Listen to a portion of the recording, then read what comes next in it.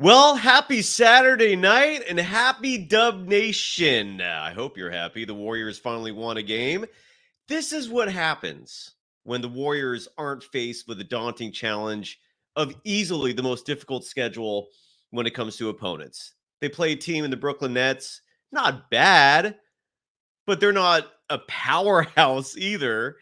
And the Warriors come away victorious 124-120. We're going to break down a vintage Splash Brothers performance. Steph was on fire. Klay Thompson looks like he's regaining at least some of his mojo. I'll save the negativity for the end of the program because even though the Warriors won this game, it should not have been this damn close. I'll explain what I mean, but I'll save it for the end, folks, just in case you want to have a positive weekend, no negativity. That's segment 3. Segments 1 and 2, good times next. This is Locked On Warriors. You are Locked On Warriors, your daily Golden State Warriors podcast. Part of the Locked On Podcast Network, your team every day.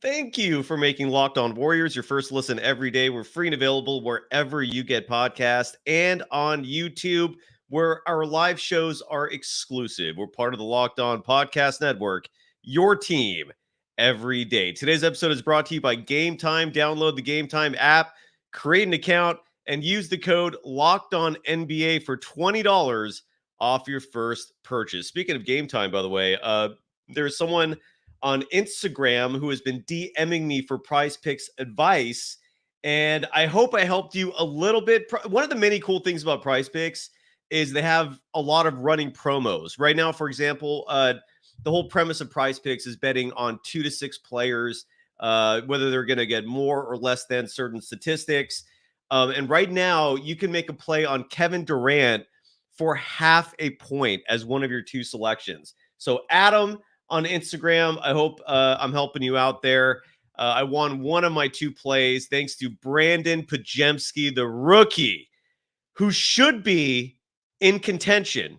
I mean, the conversation has to include him when we're talking about all NBA rookie teams.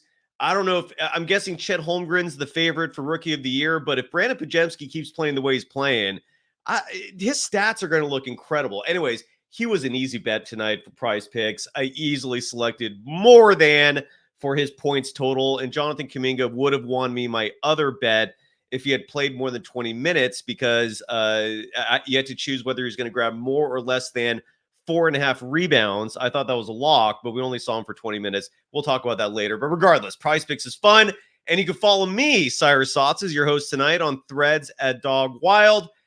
The Warriors come away with victorious tonight, a game that they absolutely had to win. If you're not going to beat the Brooklyn Nets at home, you might as well just start looking ahead to the future because right now the notion still exists that this Warriors team is a world championship contender.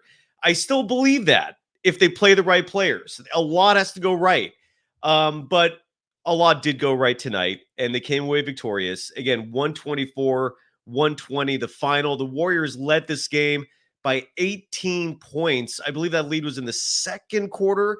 And then in what has become, sadly, a routine for the Warriors this year, giving up huge leads. And the Warriors did, in fact, trail in this game. We saw the lead wither away in the third quarter.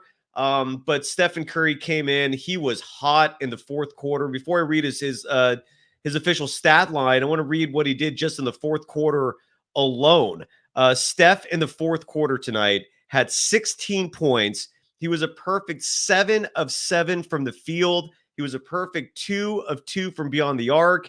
And he had a plus minus of 6, which led all players on the Warriors side of things.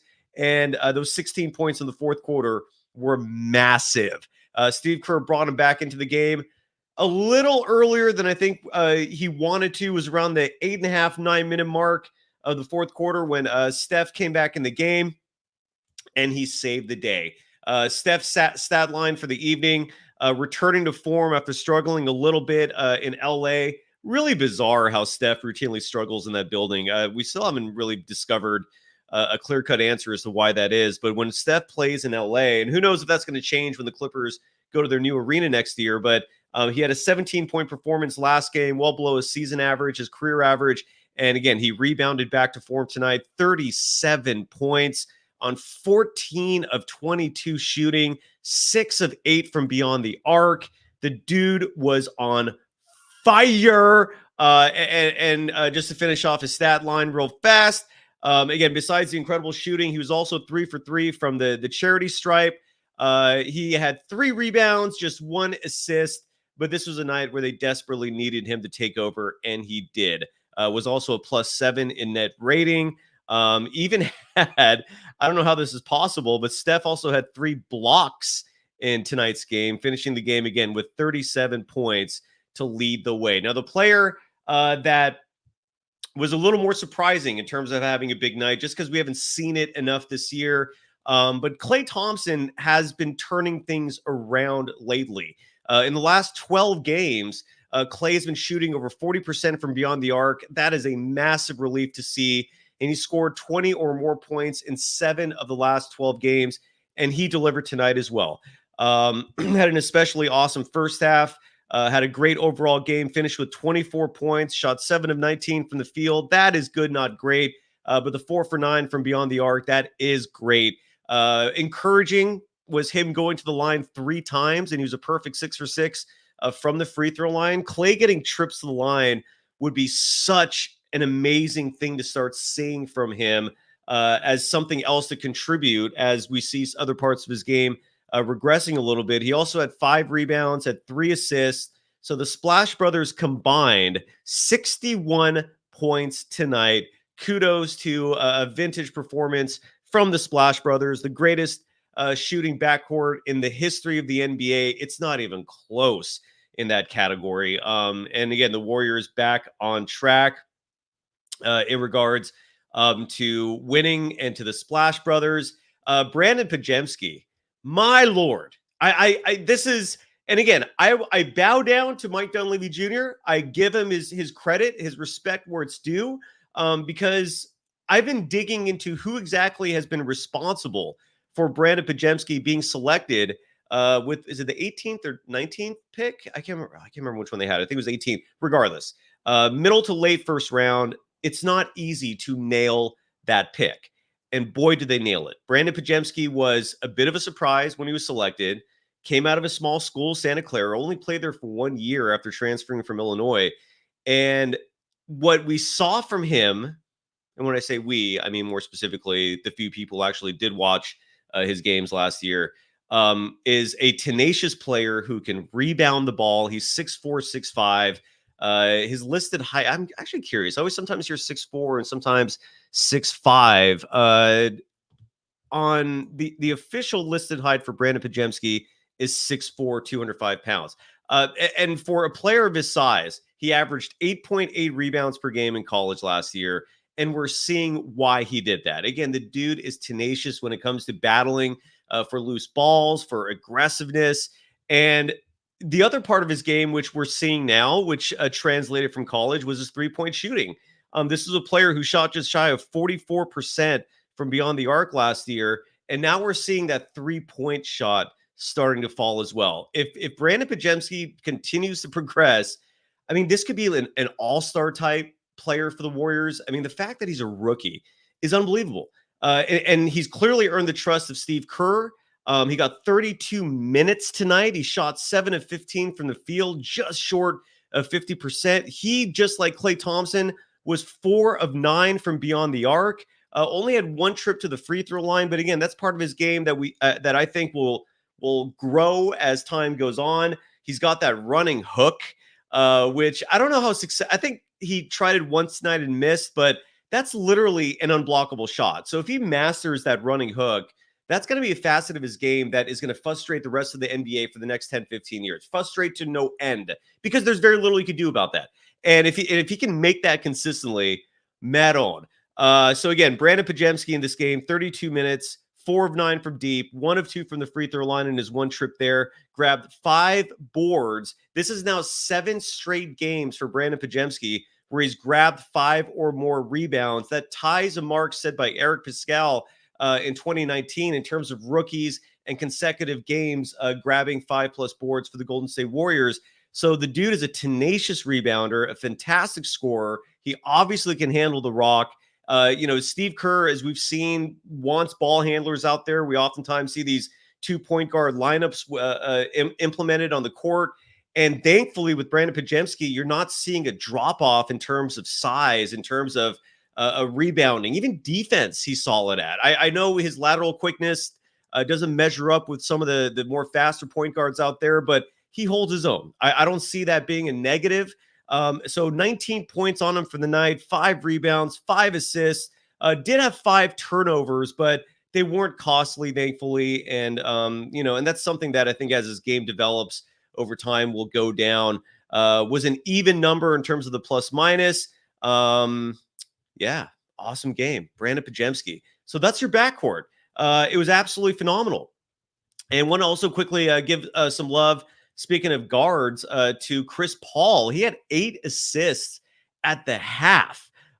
Finished the game, played just shy of 30 minutes, only had 2 points, but did have 11 assists on the night. So he was getting his teammates involved. He was 0 for 2 from beyond the arc. Again, just had 1 shot that he made on 4 attempts. He shot 25%, but despite the 2 points, did have 11 assists, and he's thankfully not a liability out there defensively. So the Warriors backcourt was fantastic.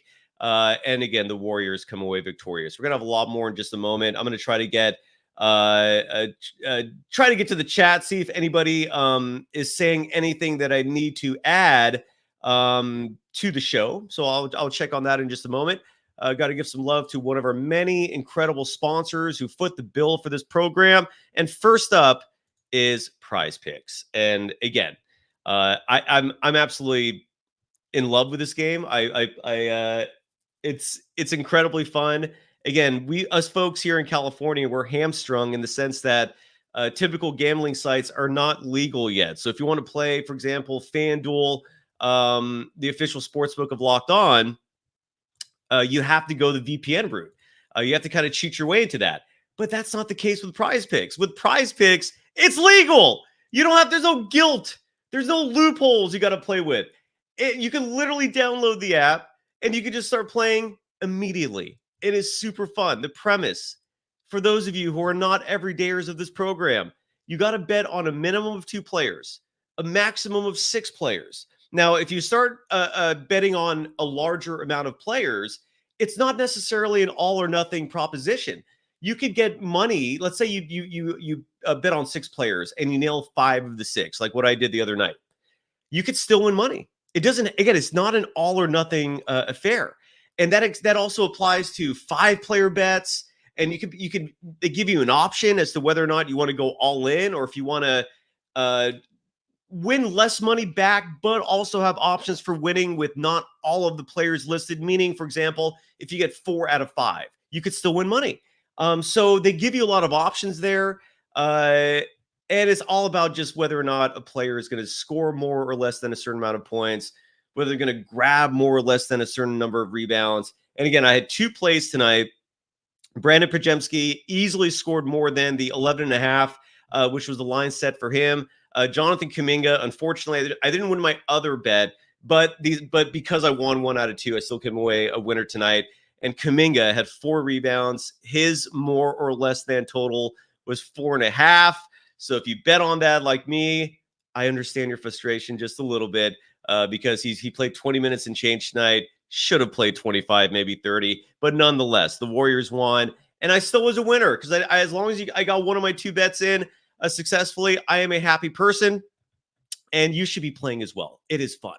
Go to prizepicks.com/LockedOnNBA and use the code LockedOnNBA for a first deposit match up to $100. Meaning, whatever you put in with your first deposit to start playing, up to $100, they'll match that. So you're playing with double what you put in. One more time, prizepicks.com/LockedOnNBA and use the code LockedOnNBA for a first deposit match up to $100. You are Locked On Warriors, your daily Golden State Warriors podcast. Part of the Locked On Podcast Network. Your team every day. Folks, the Locked On Podcast Network has launched the first ever national sports 24/7 streaming channel on YouTube. Locked On Sports Today is here for you 24/7, covering the top sports stories of the day with the local experts of Locked On, plus our national shows covering every league. Go to Locked On Sports Today on YouTube and subscribe to the first ever national sports 24/7 streaming channel. And make sure you follow me on Threads at Dog Wild. I'm publishing a lot of Warriors content there.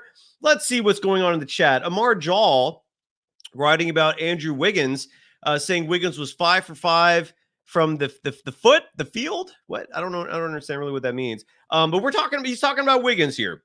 Wiggins finished the game 4 of 9 from the field. He did hit the 1 3-pointer that he put up, which is huge. He was a perfect 5 for 5 from the free throw line. Is that what you're meaning, Amar? So yes, he was perfect from the charity stripe. Not a bad game from Andrew Wiggins. The only pushback I'll give to Wiggins is that he played 26 minutes and change tonight. Jonathan Kuminga played 20 minutes, 52 seconds. So you're probably going to see that on stat sheets rounded up to 21. Would have liked a reciprocated minute distribution there. I thought Kuminga deserved it and then some. But Andrew Wiggins, again, coming off the bench. This is a new role for a player that, again, no one has any idea what the hell is going on with his regression. But he is playing a little better. And he finished the game tonight with 14 points, was a flat even in the plus minus. So even though they weren't winning when he was out there, they weren't losing either, which is huge. Was, again, 5 for 5 from the free throw line. He does get to the line. That is one aspect of his game that is important for a Warriors team that routinely ranks near the bottom of the NBA in terms of free throw attempts. So for him to have 5 free throw attempts, that was huge. He also had 5 rebounds. So yeah, and again, they won with him hitting minutes. So moving along, I just want to see real quick what's going on in the chat. Tim Ford writes, will we see Kuminga in March on another team? I can't wait. Someone who wants him. We'll find out.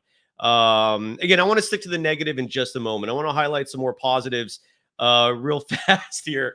Let me see if anything else is in the chat real fast before I resume. Some more discussion on the numbers tonight for, again, a Warriors team that finally won. They're now 3 games below 500. And look, I've harped on this before and I'll say it again. They've had by far the toughest schedule in the NBA. Now, is that an excuse for them losing these games where they've had 20-plus point leads on multiple occasions only to blow those? They did lead this game by 18 tonight and then trailed late in the game. Thankfully, they salvaged things. Steph Curry saved the day. But look, it's not easy to play the competition they had. So if they lost tonight to the Brooklyn Nets, yeah, absolute massive alarms being blaring everywhere. No doubt about that. The Warriors are in the first half of a back-to-back. They play the Portland Trailblazers tomorrow night. If they lose that game, yeah, hit the panic button. Absolutely. But we are still in December, and the Warriors are playing a lot of damn difficult teams. I mean, I'm certainly tired of them playing the Clippers, the Kings, the Thunder, the Timberwolves. I mean, these are the opponents that we've been seeing the Warriors play a lot of this year. And in a lot of those circumstances, that's in the rearview mirror. They don't have to worry about that. So sign me up for the Brooklyn Nets. Sign me up for a Portland Trailblazers team that they're traveling to play tomorrow night in the second half of back-to-back. The Trailblazers are 6-18. So as long as the Warriors are at least winning these games, they beat the Rockets earlier this year. That was a game that was essential for them to win. They did beat the Pelicans earlier this year, at least in one of the 2 games. Do I have that fact correct? I hope I do.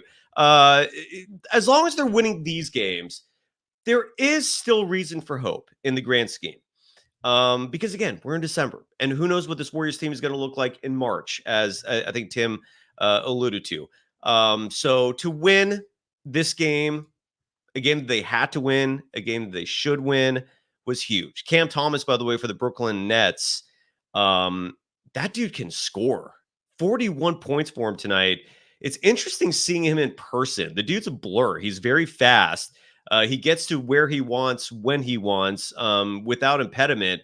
I thought the Warriors were, you could tell they were a little frustrated tonight trying to guard him. But nonetheless, it's despite his 41, the Warriors come away victorious. I want to give some love as well to a few other players real fast. Dario Saric played 21 minutes tonight. And as usual, dude's a gamer. Dude was fantastic. Now, look, granted, he didn't score any points in the second half, but he still had a solid stat line on the night, finished with 12 points, had 6 rebounds, 5 for 8 shooting from the field, 2 for 3 from beyond the arc. When Saric is hitting his 3, the Warriors become such a difficult team to beat. One thing that I was thinking about tonight, seeing Saric out there, is at the beginning of the season, I don't know if you folks remember this or not, but Steve Kerr was routinely implementing a Twin Towers approach where we'd see lineups out there with Saric and Looney. We saw lineups with Saric and Trace Jackson Davis, who got another DNP tonight. Don't know why that is. And I don't know why Kerr decided to get away from that. The Warriors started the season 6-2.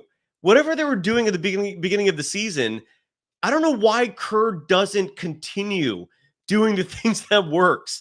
And Saric being out there in a Twin Tower lineup in this modern NBA where nearly every team has a lot of size, I really wish we could see more of that because Saric stretches the floor. He is much more of a natural power forward than a center, considering defensively he's a bit of a liability. When it comes to rebounding, he's not the greatest rebounder in the world, but he still gives you that 6'10" height. And the fact that he stretches the floor with a three-point shooting makes me wonder why we don't see that on a more regular occurrence. I certainly wish we saw, if it's not Looney who's having his own struggles, why not Trace Jackson Davis? I'm still waiting to find out what's going on there. I mean, I understand in his brief stretches we see him, he struggles at times, but you got to give these players time to develop. You have to. And Trace Jackson Davis, I don't think is hurting the team either. So the DNP for him was baffling. But Saric, nonetheless, great game tonight. With 12 points, 6 rebounds in just under 21 minutes of play. And I think I covered everyone that needed to be covered. Oh, and Jonathan Kuminga. Again, I really wish we were seeing more minutes from him. The adage, great things happen when Kuminga plays. I believe firmly in that.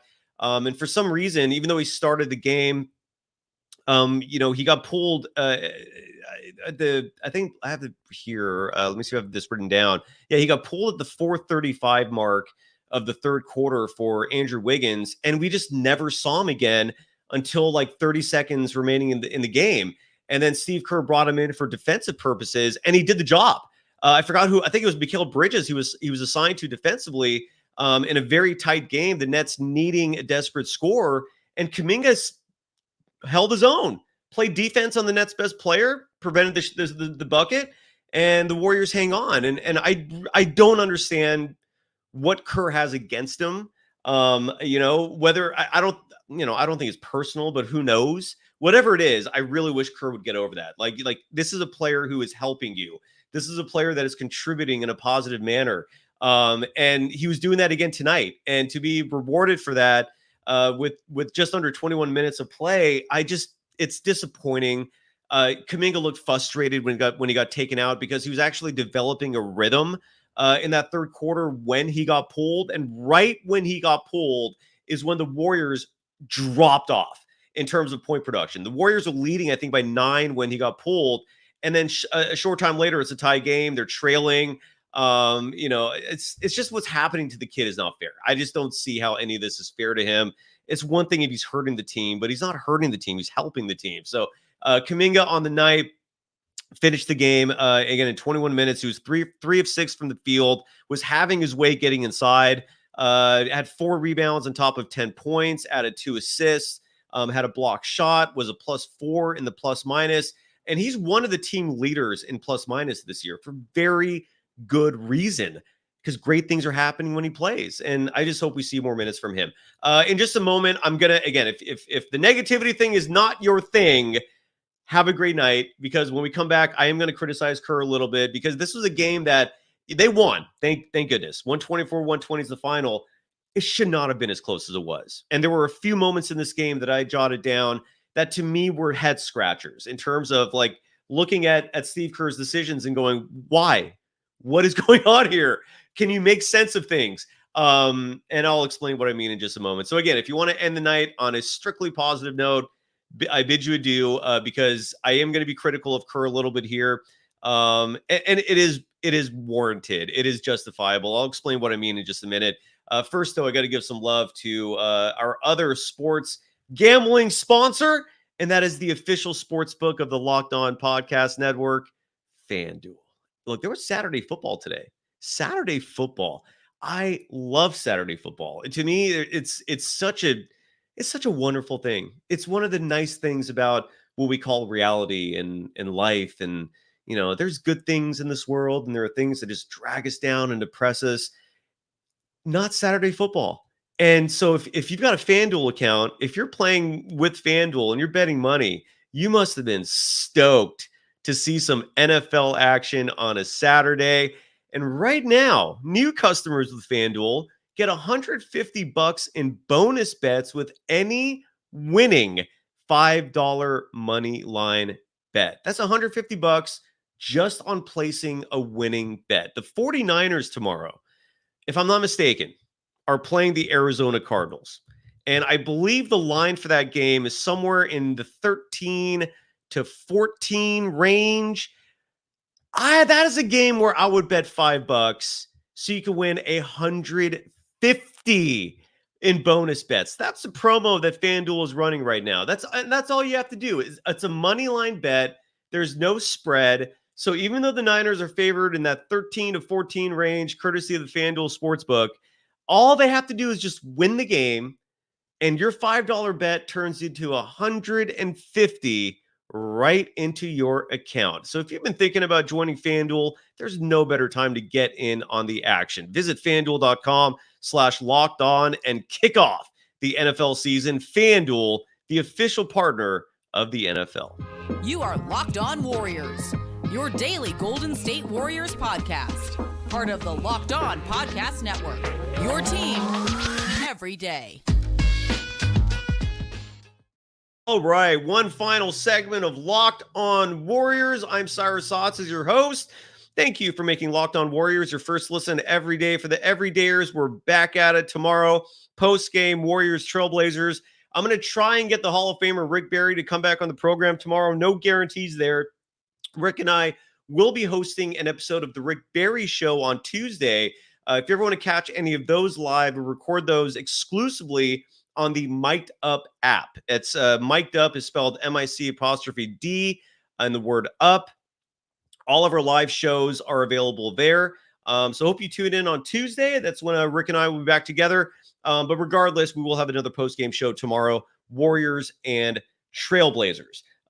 Mickey Kwong writes, whoa, what's going on? Why is there penis talk in the chat? I'm not going to touch that right now. But Mickey Kwong writes, Trace Jackson Davis needs to play more. 100% agree. Mickey, you add that Trace Jackson Davis gives the Warriors a big body that can block and alter shots. He's a rim protector. Moody's too good to only play an average of 10 minutes per game. Agree on all of that. And look, the Warriors are last in the NBA right now when it comes to points in the paint. Dead last. That's a problem. Okay, they're not doing bad when it comes to rebounding. They're actually one of the best teams in the league in rebounding. Now, the other side of the spectrum there is that, well, because they're a smaller team and they're somehow still one of the better teams when it comes to rebounding, are they exhausting themselves with all the effort and energy needed to grab these rebounds, right? That's a fair question that a lot of people have raised and might be asking themselves. But regardless of the rebounding number, and tonight the Warriors were even with the Brooklyn Nets, 42-42. And again, the Warriors have been absolutely phenomenal in that category, especially with offensive rebounding. I believe they're a top 5 team in that category in the NBA. I'll try to look that up for next show. But points in the paint is where they've struggled mightily. And they got beat again tonight. The Brooklyn Nets outscored the Warriors in the paint 50-36. The Warriors not only lose this battle night after night, they get crushed. And the lack of size is a huge reason why. They have no presence in there defensively to block shots. I'm sure you saw Nick Claxton, who played 33 minutes tonight, had 19 points, 12 rebounds, and he was just eating the Warriors up inside. So yeah, Trayce Jackson-Davis would help tremendously with that. But the points in the paint struggle is also leading to another category that the Warriors are struggling in, and that's fast break points, where they're also dead last in the NBA.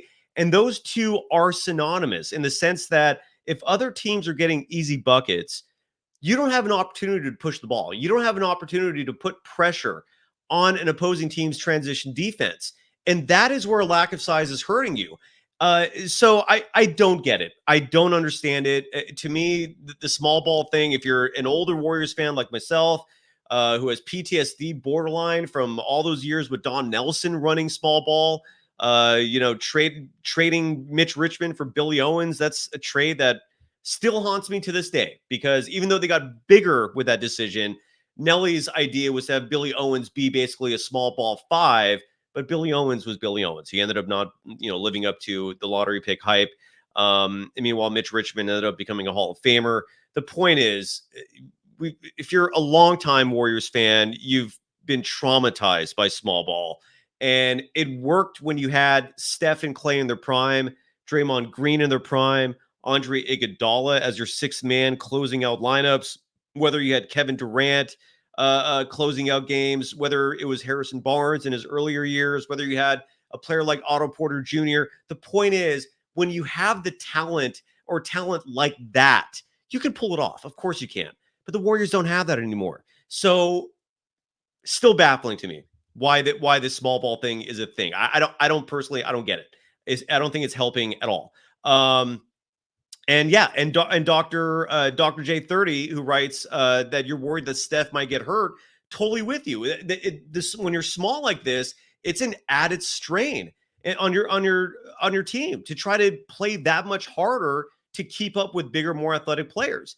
So I don't get that, and I really do wish Kuminga would play more minutes. I don't think a lot of these games are as close as they are if Kerr made the logical decision of playing bigger players. I talked about the decision tonight where he pulled Kuminga, and Kuminga was getting into a rhythm. He was starting to develop momentum. He was starting to get easy buckets in this game. And at the 4:35 mark, because Kerr oftentimes goes to this scripted schedule of rotations where he doesn't oftentimes make these decisions organically, like it's oftentimes planned ahead of time. It would be nice to have some spontaneity in terms of these rotation decisions. And yeah, so I understand the frustration there. One part of the game earlier that I want to bring up, and this has been, and I don't hear anyone else talking about this. I don't know why, but Steve Kerr has like 10 assistant coaches on his staff. Okay. Like when you look at the Warriors bench every game, half of the bench is assistant coaches, half of the bench is players. They have almost as many assistants as they do players. It's absurd seeing that, but I digress. My point in all this is, in I believe the second quarter, Brandon Podziemski was called, or maybe it was the third quarter. I can't remember. My apologies for not remembering when the game this happened, but Brandon Podziemski was called for a double dribble, and it was blatant that the double dribble call should not have been made because whoever was defending Podziemski on that play knocked the ball out of his hand. Okay. So Podziemski had every right to pick the ball up and dribble again because someone else made contact and forced the ball out of his hands. Okay. It's not like he dribbled, stopped his dribble, and then started dribbling again, which would be a traditional double dribble. No, the ball got knocked out of his hand. He started dribbling again. And Steve Kerr standing there, his hands are in the air, like, he's got that befuddled look up at the screen, checking the replay to see for himself if the call was in fact bad. Why do you not have someone on your staff in charge of coaching challenges? Steve Kerr has 2 challenges to use this year. Now, granted, you have to win the challenge to get the second one, but still, you have the luxury when it's that obvious to use the challenge. And little things like that, especially when you have a team like this who's squeaking by, whether they're winning or losing, these little things add up fast. Use your challenge when you need to. That turnover literally swung the momentum of the game. It went from the Warriors being up 18 to suddenly I think they were up like 9. And use your challenges, Kerr, please. I'm done with the negativity. Thanks, everyone. The Warriors won. They're back at it tomorrow. We'll be back at it tomorrow. Have a fun rest of your Saturday night. It is the weekend. Jay, I'm not in Pacifica, but I'm in Guerneville. Good night, everyone. Thank you, and we'll be back at this soon. Go Warriors. Bye-bye.